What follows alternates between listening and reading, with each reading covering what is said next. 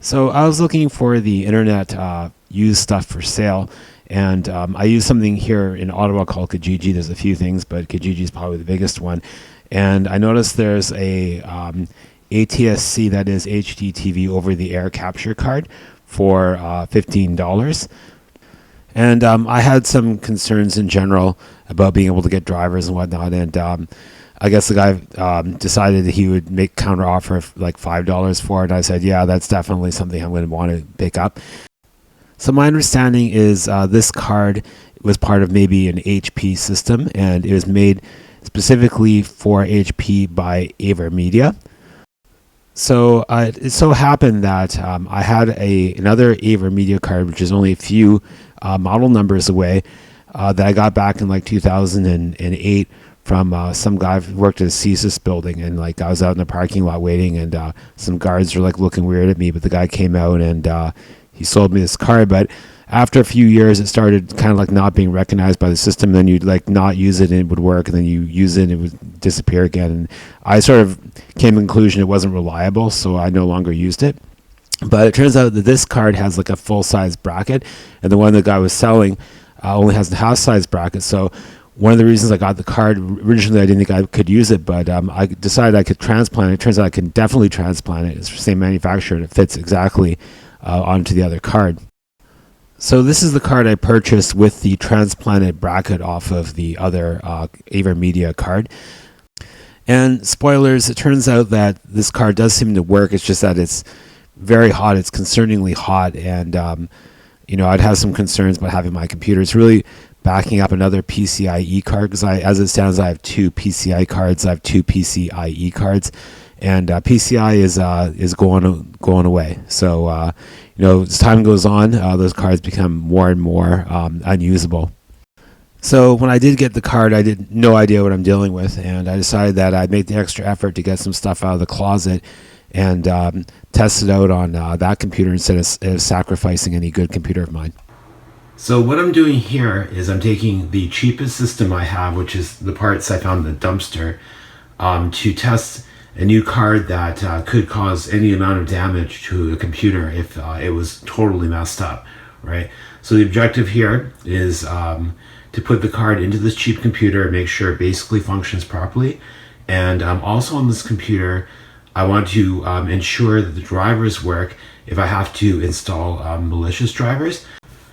So my big fear with a lot of these new components is if they're really, really messed up, they're like an electrical short, right? You don't want things that short out high power lines in your computer.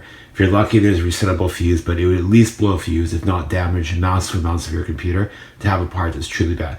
That's why I'm taking the cheapest thing I have, which is these parts I found in the dumpster, and we're going to see if there's any basic function before I make any kind of risk in putting this into a good computer. So let's turn on, and I'm assuming it's going to work. Okay, so that's a certain level of satisfaction right there. I've got Linux on this computer right now, and I'm a little bit hesitant about nuking it to test Windows, because the driver is really only for Windows. I don't think there is a Linux driver for this.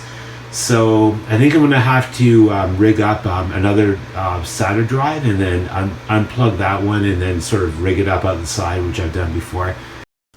So I did, in fact, rig up a SATA drive using some extension cables, and I've done that technique to transfer things between drives and to back things up.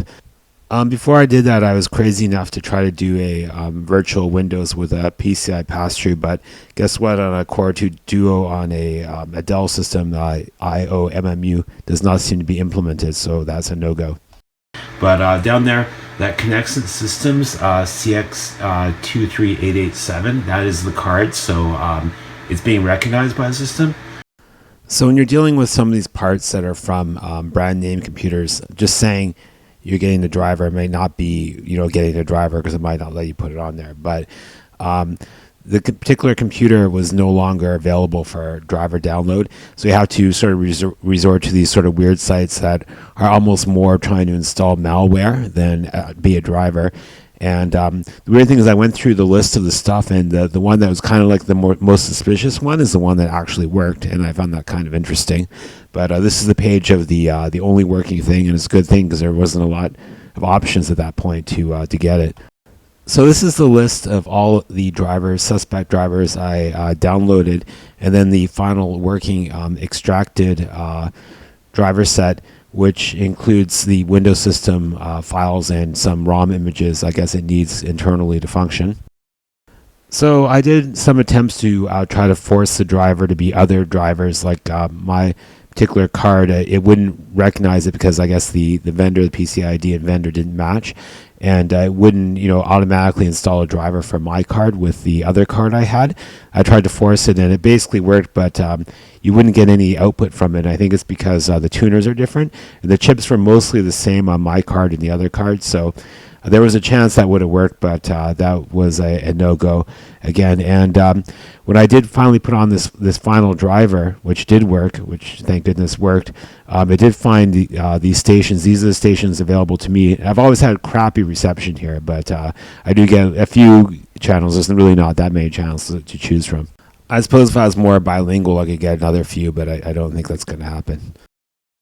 So what I noticed about this card is it's really, really hot. And it was hot doing just about nothing, and I thought it's probably a destroyed card. But what happened was I went through a number of drivers from dubious sites, and I was having trouble finding any that specifically would recognize this card.